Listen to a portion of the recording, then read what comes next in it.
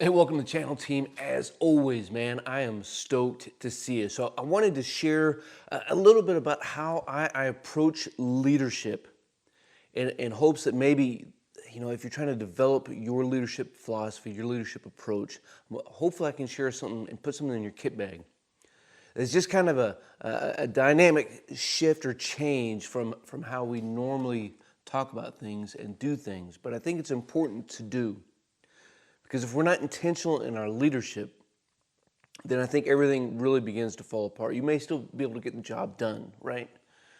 But things fall apart. And the long-term impacts of doing the opposite of what I'm going to share I think is significant. So this approach is going to come down to how we talk about two things.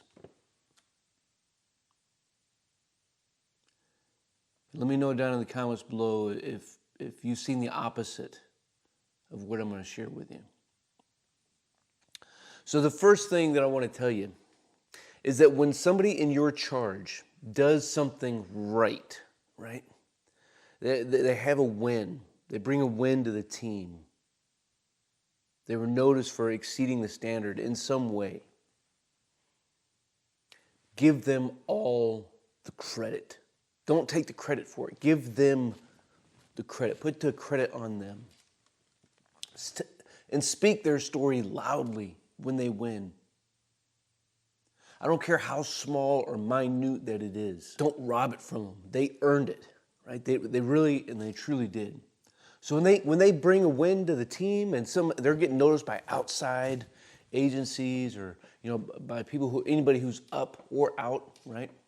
Whether it's your company command, battalion command, brigade command, some command down the street, and they notice that your team's doing a good job, give them the credit. Because they're the ones who did it, right? Speak that story as loud as you can. Tell their story for them. Now, the opposite is true as well. That when your team, has what we might call a failure or just a lesson learned, right? We missed the mark. We didn't hit it quite far or accurate enough.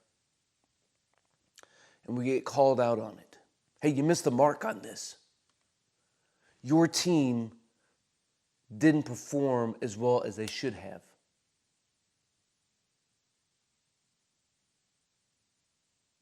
What I need you to do in these scenarios is own it yourself. As a leader, that's kind of our job anyways, right? To carry that burden. So make sure that you do that in those times. Don't cast the blame. Own it. Take responsibility. Maybe it was not clear enough of a direction that was given. Maybe it wasn't resourced. Maybe that task wasn't resourced. Maybe they didn't understand the purpose. Whatever the scenario, the situation is, just own it. You don't have to tell the dirty details of why your team didn't perform as admirably as hoped. When you do these two things, I can promise you, you can transform your organization. I don't care if we're just talking about the fire team level, the squad, platoon, company, or higher. Live by these two things and see if you don't see the change that you're looking for begin to happen. Hey, leave some comments down below about this. Really, it's one approach to leadership with two different outputs, right? Giving the credit and accepting responsibility. Let me know of any stories that you've seen that have gone well like this. Leaders who've lived like in this way, or leaders who lived the opposite way. And we'll keep this conversation rolling and continue to learn from each other. As always, until then, you stay out there, you keep grinding, and you stay stoked.